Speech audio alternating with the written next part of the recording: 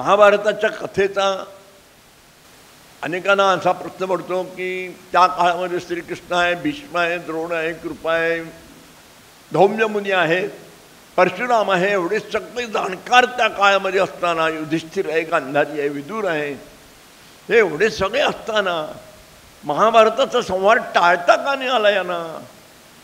श्रीकृष्णाला शक्य होतं, श्रीकृष्णाने का टाळला नाही? त्याचं बीज या कथेमध्ये आज आहे, तुमच्या लक्षात येईल. ही कथा साधारणपणे याच्या तपशिलात कोणी जात नाही किंवा कोणी सांगत नाही, कोणी लिहित नाही, काही असेल. आणि हा आपल्या बापाचं सत्यवतीचं प्रेम पूर्ण करावं म्हणून ब्रह्मचर्य आश्रमाची प्रतिज्ञा केली आणि राज्यावरचाही हक्क सोडला. इथून ही कथा सुरू झाली. या कथेचं वैशिष्ट्य असं आहे तर टाळता येणं शक्य होतं आणि टाळता येणं अशक्य होतं. अशा कोंडीमध्ये सत्यवती आणि देवव्रत सापडलाय. त्याला आता काल सांगितल्याप्रमाणे सगळ्या ऋषीमुनींनी पदवी दिली. हे भयंकर कृत्य आहे, हे भीष्म कृत्य असल्यामुळे हा भीष्म म्हणून ओळखला जाईल. त्यामुळे देवव्रत हे नाव मागे पडलं. व्रताचरण त्याचं कायम राहिलं पण नाव बदललं. दुसरा अर्थ असा आहे की व्रत करायचं असेल ते विश्वरूपानंच करायला पाहिजे.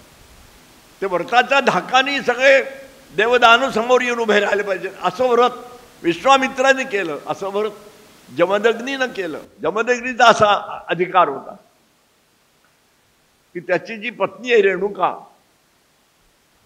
हा आजच्या भाषेत सांगायचं म्हणजे विक्षिप्त आहे, अत्यंत संतापी आहे. आपण एखादा भडक माणूस बघितला की म्हणतो ना हा जमदग्नी, तसा तो जमदग्नी होता. त्याला धनुर्विद्येचा नाद होता आणि धनुर्विद्येच्या नादाबाई तो बाणांचा भाता आणि धनुष्य घेऊन जायचा आणि बरोबर रेणुकाला घेऊन जायचा. ती तरुण मुलगी, ती राजवाड्यातली मुलगी, ती झोपडीमध्ये आली आणि असा घेऊन जायचा तिला आणि सांगायचा मी बाण मारतो, तो येताना घेऊन ये. तिला यायला वेळ लागायचा.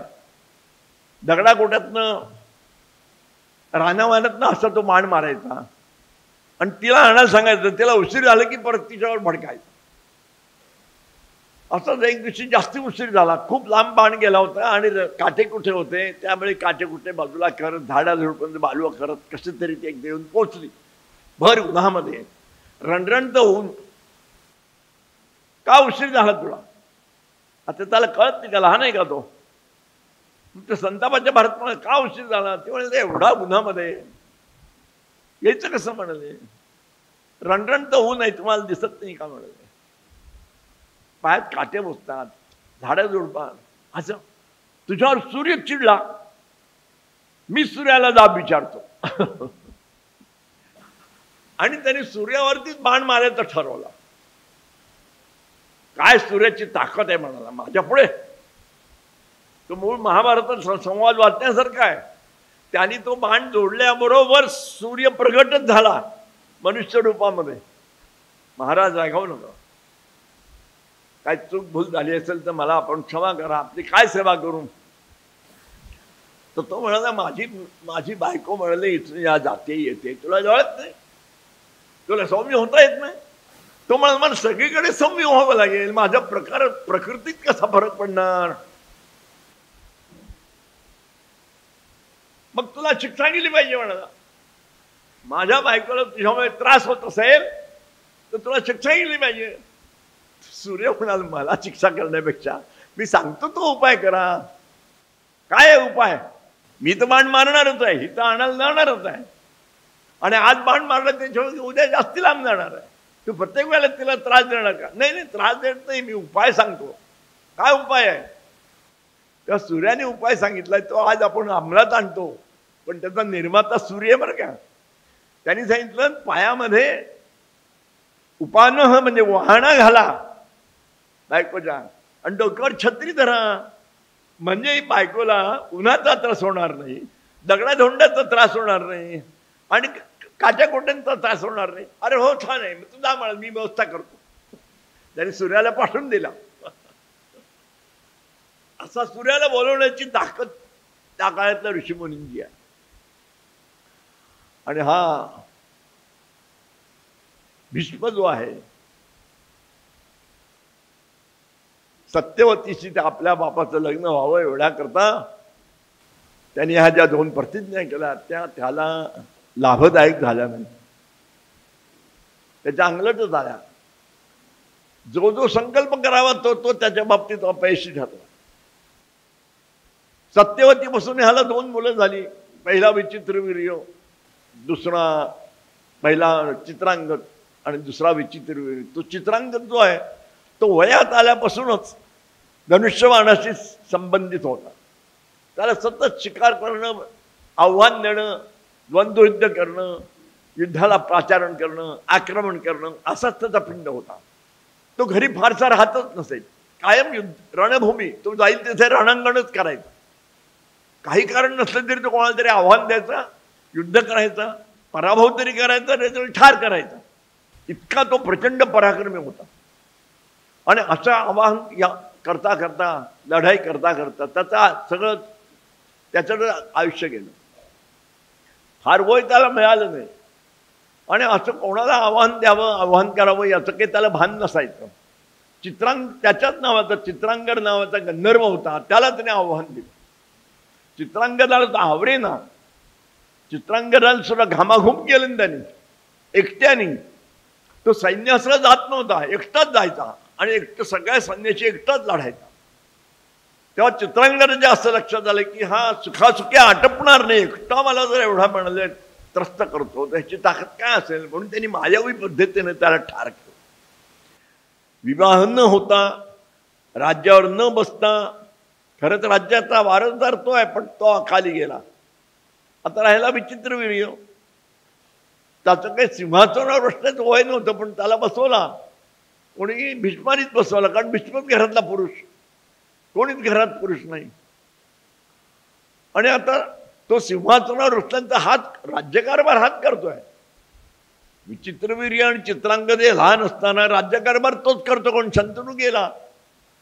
शंतनू गेल्यामुळे याच्यावरती जबाबदारी म्हणून हा सांभाळतोय. त्यामुळे चित्रांगद गेला तरी काही काळजी करण्याचं कारण नव्हतं. राज्याचे हा संबंध बघायचा. हा अजिंक्य योद्धा होता, तरुण होता. परिणाम असा झाला, विचित्रवीर्याला गादीवर बसवल्यानंतर थोडासा वयात येतोय असं लक्षात आल्यानंतर सत्यवतीची भुणभुण सुरू झाली. अरे याचं आता लग्न करायला पाहिजे, याचं लग्न करायला पाहिजे, मुलगी बघायला पाहिजे, मुलगी बघायला पाहिजे. याच्याच कडे बोलणार ती आणि कोणाकडे बोलणार. याच्याही लक्षात आलं की आता आपल्याला मुलगी बघायला पाहिजे, मुलगी बघायला पाहिजे. मुलगी बघायला पाहिजे म्हटलं तर त्या काळामध्ये मुलगी बघणं हा एक कार्यक्रम असायचा. नाही स्वयंवर असा दुसरा कार्यक्रम असा. तर तिसरा कार्यक्रम मुली पळवून आणायचा, हा तिसरा कार्यक्रम. अजूनही मुली पळवण्याचा उद्योग चालतो बरं का. तुम्ही म्हणे कशावरून, तर नरसोबाच्या मी गेलो होतो, नेहमी जातो. तर ज्या गुरुजींकडे उतरलो होतो ते म्हणाले आम्ही इथे येणाऱ्या मुलींची आम्ही लग्न लावत नाही. म्हटलं का, त्या पळवलेले असतात. सही त्या फॉर्मवर आम्हालाच करायला लागते ना, आम्ही लग्न लावलं म्हणून. आणि मग आम्हाला पोलीस स्टेशनमध्येच जावं लागतं म्हणून आम्ही कानाला खडा लावला. कोणाला ज्यांना लग्न करायचं लावायचं त्यांनी लावा, आम्ही लावणार नाही.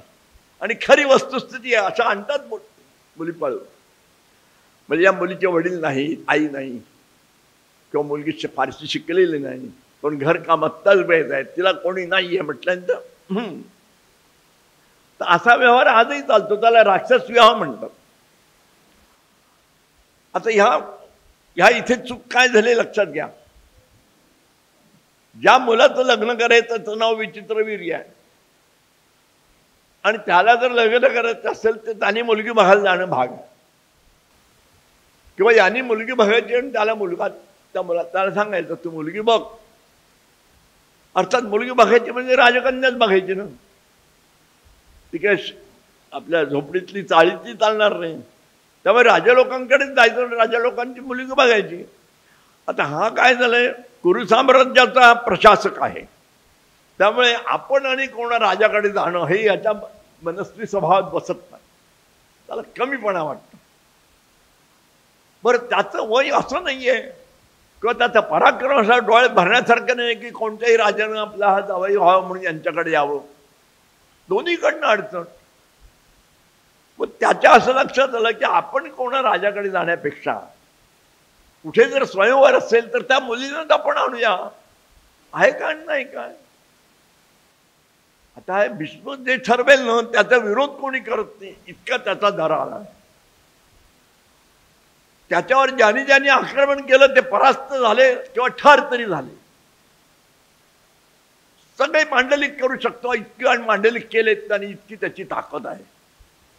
त्यामुळे त्याला कोण काय बोलणार? वर घरात तोच मोठा, हार तर सत्यवती काय सांगेल ते, बाकी हा ठरवेल तीच पूर्व. त्यामुळे आज करू, उद्या करू, उद्या बघू, परवा बघू असं चाललेलं असताना त्याच्या कानावर बातमी आली. काशीराजाच्या 3 मुलींचं स्वयंवर त्यांनी थाटलेलं आहे.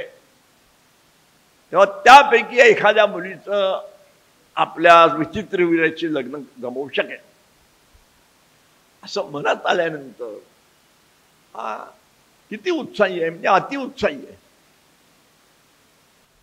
उत्साह असायला हरकत नाही, पण त्याच्यामध्ये विवेक असला पाहिजे. इंग्रजीमध्ये एक फ्रेज आहे, मोर एन्थुझियाझम दॅन जजमेंट. तशी त्याची परिस्थिती आहे. त्याला नुसतं कानावर आल्यानंतर त्या काशीराजाकडनं निमंत्रण येईपर्यंतही थांबलेलं नाही. काशीराजाने त्याला निमंत्रण पाठवलेलंच नाही, कारण तो वयाचा नुकता वयात येतोय मुलगा, तो स्वयंवराचं योग्यतेचा नाही म्हणून निमंत्रण पाठवलं नाही. आता निमंत्रण पाठवलं नसताना कोणी शहाणा मनुष्य जाईल का? हा गेला. कशाच्या आधारावर गेला? अजिंक्यपदाच्या ताकदीवर गेला. मला कोण अडवणार आहे असं नाही चालत. कोणत्याही वर्तमान काळामध्ये त्या वर्तमानातल्या नियमाप्रमाणेच वागावं लागतं. पण हा गेला, तो ह्याचं वय लग्नाचं नव्हतंच, याला लग्न करायचं नव्हतं, याला सिंहासनावर बसायचं नव्हतं. तर मग हा का गेला? हा स्वतःसाठी गेला का? नाही, हा विचित्रवीरा करता गेला. प्रश्न असा आहे, विचित्रवीराला का नाही घेऊन गेला? त्याची चूक झाली. विचित्रवीर गेला असता म्हणजे त्या मुलीने ठरवलं असतं करायचं की नाही, किंवा यांनी ठरवलं असतं या मुलीची की त्या मुलीची. 3 मुली आहेत, अंबा, अंबिका आणि अंबालिका. बरं, हा गेला म्हणजे सगळे टरटरले जो याला बघितल्यानंतर. न बोलवता कसा आला? पहिला प्रश्न. बाकीच्या राजांना असं वाटायला लागलं ह्याला बोलवलं बसतो, हा तर लग्न करणार नाही. बाकीचे राजे काय म्हणतात, याची प्रतिज्ञा जगजाहीर आहे, हा आला कसा? बरं, आला तो कुठे बसला? जे स्वयंवराकरता आलेले आहेत, हातात माळ घेऊन बसलेले आहेत, जे स्वयंवर विवाहोत्सुक शब्द आहे बरं का, जे विवाहोत्सुक ज्या रांगेत बसले आहेत, ज्या खुर्च्यांमध्ये बसलेले आहेत, त्या रांगेतून हा बसला. ही तिसरी चूक. ज्याला लग्न करायचं नाही, ज्याला संसार करायचा नाही, ज्याने प्रतिज्ञा जगजाहीर झालेली आहे, त्यांनी कुठे बसायला पाहिजे? प्रेक्षकांच्या गॅलरीत बसायला पाहिजे ना. पाहता यांच्या गॅलरीत बसला, त्यांच्या रांगेतच बसला, ते सगळे अस्वस्थ झाले, कारण याचं वय जास्ती होतं, ते सगळे तरुण होते. महाभारतकार असं म्हणतात याचं वय जास्त होतं, याचा अर्थ वली पलित धारणा म्हणजे चेहऱ्यावरती सुरकुत्या आलेल्या आहेत. आता असा मनुष्य तरुण माणसात बसला तर तरुण मुलांना आवडेल का? कोणतेही झाले तरी तरुणांना आवडणारच नाही. पण बोलायची सोय नाही, डोळे मोठे केले बसमो, काय दोन्हीकडनं पंचायत. काय करावं? ती सगळी मुलं अस्वस्थ आहेत, सगळे राजे, त्या मुलांचे पालक, स्वतः काशीराजा. त्या मुलीला मात्र माहित नाही या सगळ्या गर्दीमध्ये भीष्म आलाय म्हणून. त्याचं नाव जगजाहीर आहे, कुरु साम्राज्याचं नाव जगजाहीर आहे. सगळ्या साम्राज्यात कुरु साम्राज्य सगळ्यात मोठं साम्राज्य. त्याचा प्रशासक येऊन बसला, तर आजूबाजूला त्याच्या वयाचं कोणीच नाही, त्याच्याशी संवाद कोण करणार? सगळेजण खाली मान घालून बसले, हा एकटाच सगळीकडे बघतोय. त्या स्वयंवराची पद्धत अशी असते, मुलींच्या हातात माळ असते, वरमाला ज्याला म्हणतात, आणि ज्या क्रमानं मुलं बसलेली असतात, विवाहोत्सुक मुलं, ती राजघराण्यातलीच असतात, राजपुत्र असतात. त्या प्रत्येकाचा तपशील आजच्या भाषेत ज्याला बायोडेटा म्हणतात, तो बायोडेटा त्यांच्या प्रधानाकडे असतं. आणि समजा पहिल्या रांगेमध्ये नावाचा राजपुत्र बसलेला आहे. त्या मुली पुढे आल्या की त्या मुलींना तो प्रधान परिचय वाचून दाखवतो. परिचय ऐकता ऐकता त्या मुली हळू डोळे मोठे करून त्या मुलाकडे बघतात. मुलाचा चेहरा बघतात. मुलाचा चेहरा आणि परिचय, पराक्रम काय केला, गौधन किती आहे, खजिना किती आहे, जमीन किती आहे, दासदासी किती आहेत, असा सगळा तो तपशील सगळा ऐकल्यानंतर जर त्या मुलीला वाटलं की हा मुलगा आपल्याकरता योग्य आहे तर त्या पुढे येतात आणि त्याच्या गळ्यात माळ घालतात. याला स्वयंवर असं म्हणतात. स्वतः निर्णय घेऊन घेतलेला निर्णय म्हणजे स्वयंवर. आपल्याला म्हणजे सीता स्वयंवर झाले असं आपलं मत आहे. सीतेचं स्वयंवर झालेलं नाही, विवाह झालेला आहे. महाभारत रामायण दुसरं तपशिलात वाचत नाही. स्वयंवर झाले सीतेचे, स्वयंवर झाले सीतेचे, हे खोट. खोट. स्वयंवर झालं असतं तर त्यांनी त्या काळात माळच घातली असती. विश्वामित्रांनी सांगितलं म्हणून मग दशरथाला बोलवायची काय गरज होती. डोळ्यात काळ्यात माळ घातलेली नाही तर तो कोण, तो राजा रविवर्माने चुकीचं चित्र काढलंय. तो धनुष्य मोडल्याबरोबर ती हात पुढे आली आहे. हे खोटं, कारण त्याला काही माहिती, याला काही माहिती नाही, तुम्हाला आम्हाला काही माहिती. मी जे पुस्तक लिहिलंय अपरिचित रामायण, त्याच्यावर हा सगळा तपशील लिहिलाय. त्याची दुसरी आवृत्ती आली, तर हिंदीमध्ये झाले, त्याची दुसरी आवृत्ती आली. त्यात मी हे मांडलेलं आहे की स्वयंवर झालेले नाही. सगळे एकत्र आल्यानंतर मग वांगनिश्चय झालाय. वांगनिश्चय झाल्यानंतर मुहूर्त ठरला आणि मुहूर्त ठरल्यानंतर विवाह पद्धतीने विवाह होऊन मग परस्परांनी गळ्यात माळ घातल्यानंतर लग्न झालेला. सांगायचं तात्पर्य काय, तर त्या सगळ्या मुलांचा परिचय तो प्रधान वाचतोय आणि त्या मुली ऐकतात. तिन्ही मुली एकामागोन एक हातात घेऊन येतात. आणि ज्या वेळेला हा भीष्म जिथे बसलेला आहे तिथपर्यंत आल्यानंतर त्या मुलीच्या जेव्हा लक्षात आलं मध्येच कोणतरी ठरला, पण त्याने नाराजी व्यक्त केली, असा चेहरा फिरवला. म्हणजे त्याचा अर्थ असा होता, हा इथे कसं का. तेवढं निमित्त करून ते सगळे जे बाकीचे अस्वस्थ झालेले तरुण राजपुत्र होते ते लगेच हसायला लागले. त्याला काहीतरी निमित्त पाहिजे होतं. या मुलीने तोंड फिरवल्याबरोबर ते सगळे हसायला लागले. आणि हसायला लागले म्हणाले, हा इथे कसा आला. आपसात कुजबुजायला लागले. त्याला कोणी बोलवलं, त्याला ऐकायला दे असं बोलायला लागले. त्याचा काय संबंध, याला लग्न करायचं नाही. त्याच्यात एक वाक्य आहे, सगळ्या पृथ्वीला जर याची प्रतिज्ञा माहिती आहे लग्न करणार नाही म्हणून, तुम्हाला आला कसा, असं वाक्य आहे. आणि इथे कसं बसला आमच्या शेजारी. ऐकल्यानंतर याला लाज वाटायला पाहिजे होती. आपण चुकीच्या जागेत बसल्याबद्दल त्याला खंत वाटायला पाहिजे होती. त्याने मुकाट्याने उठून दुसरीकडे निघून जायला पाहिजे होतं. तुम्ही आम्ही असंच केलं असतं की नाही. पण याचा अहंकार दुखावला. अहंकार दुखावला म्हणजे अहो काय करेल ती पूर्व ना, हा तिथेच उभा राहिला. कशा चुका मोठी माणसं करतात आणि त्याच्या किती 5 पिढ्यामध्ये दूरगामी परिणाम होतात त्याची ही कथा आहे. आणि तो एकदम ओरडला, तुम्ही माझी सगळे चेष्टा करता काय, माझ्या चेहऱ्यावरती सुरकत आहेत पण तुम्ही माझी चेष्टा करता काय. या सगळ्या तिन्ही मुलांना मी पळवून नेतोय म्हणाले. हिंमत असेल तर सोडून दाखवा. आता काय संबंध आहे का. चांगलं मंगल कार्य करतात त्या मुली हातात घेऊन उभ्या आहेत. त्यांचा आयुष्याचा अध्याय बदलणार आहे. नवीन जोडीदाराबरोबर यांना संसार करायचा आहे त्यांना, त्यासाठी सगळे जमलेले आहेत. तू काय बोलतो, तुला काय कळतं का. म्हणजे असं मी भीष्माला विचारलंय बरं का, तुम्हाला काही कळतं का. पण असं बोलल्यानंतर काय झालं, तर संबंध सभेचं चित्रच बदललं. सगळं चिपटाप, कोणी पुढे यायला तयार नाही. काय बोलताय तुम्ही, समजतं का तुम्हाला, हे स्वयंवर मंडप आहे, तुम्ही कसल्या प्रतिज्ञा करताय. असं मालोची करण्याची हिंमतच नाही. तो राजा सुद्धा मान खाली घेऊन बसला, घाबरला. भडकला तर की हा काय. बरं एवढं बोलून थांबला नाही, तो जागेवर उठला, सगळ्यांनी बाजूला गेलं, पुढे गेला, त्या तिन्ही मुलांचे हात धरले आणि फरफटत दिलं नाही, पण ओढतच. बाहेरचा तर रथ उभा आहे सभा मंडपाच्या बाहेर, सगळ्यांच्या रथात त्याचा रथ आहे.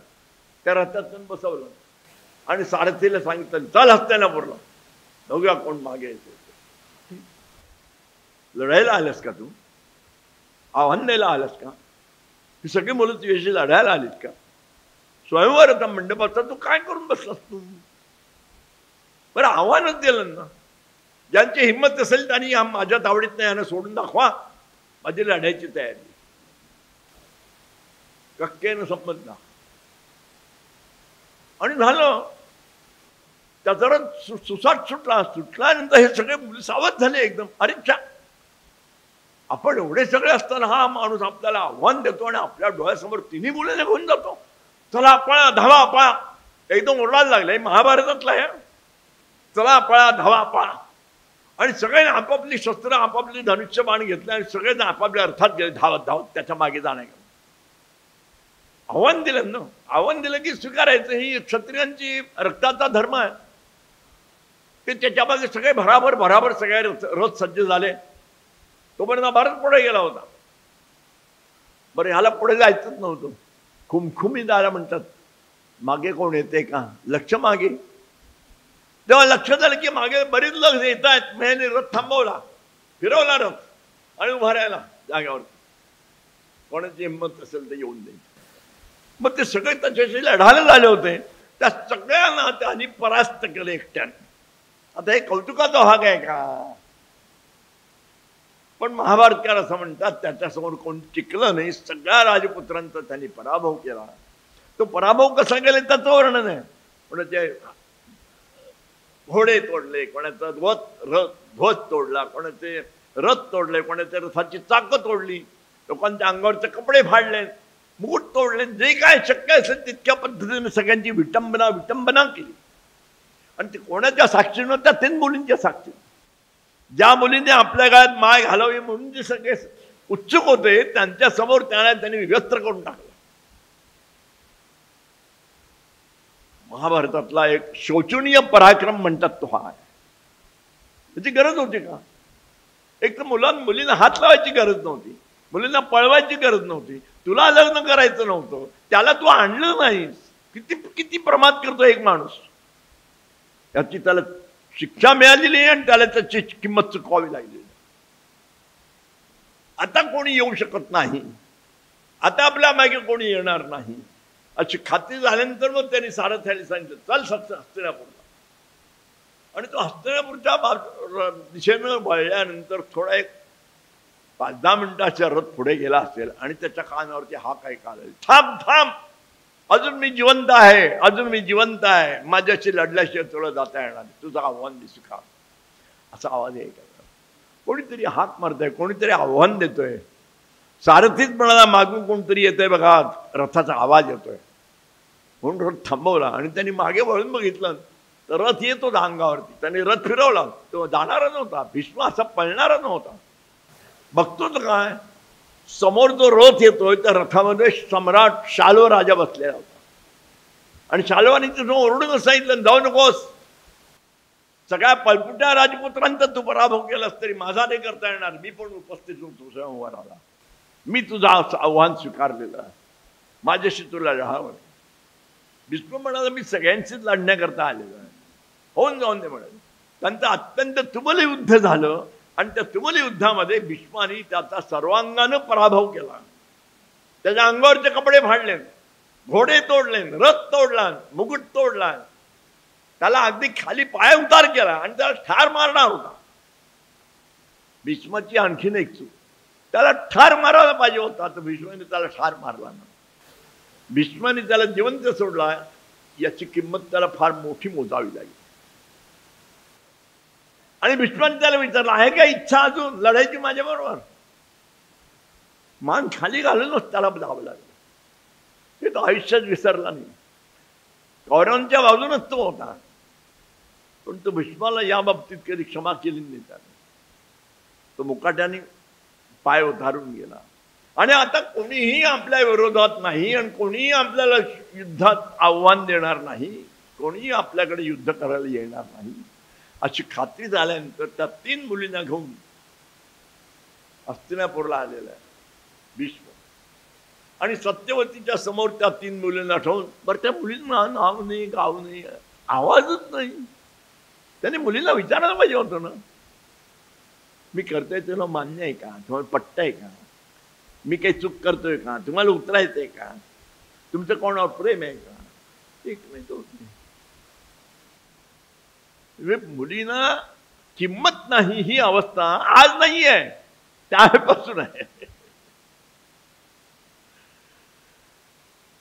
त्या विचारा घाबरलेल्या, गांगरलेल्या, थरथरणाऱ्या मुली, दुनियात पाहिली नसणाऱ्या मुली, राजवाड्यातनं प्रथमच बाहेर पडलेल्या मुली, त्यांच्या वाटेला हे युद्ध आलं, रक्तरंजित सगळं बघावं लागलं.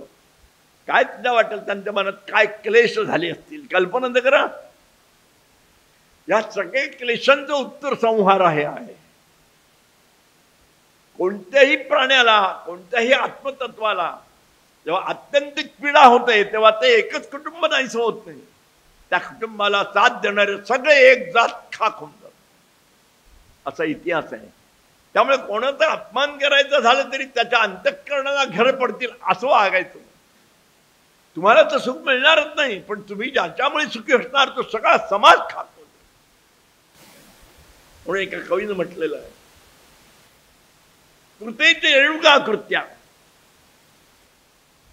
रेणुकीच्या जेव्हा लक्षात झालं की आपल्या जमदग्नीवरती हयहय कोळ्यातल्या राजपुत्रांनी हल्ला करून 21 ठिकाणी जखमा करून त्याला ठार केलाय, तो महेंद्र पर्वतावरती आपली तपश्चर्या सोडून जेव्हा तो घरी आला परशुराम, तेव्हा ती म्हणले बघ याच्या अंगावरती या प्रेतावरती 21 म्हणले जखमा आहेत म्हणले.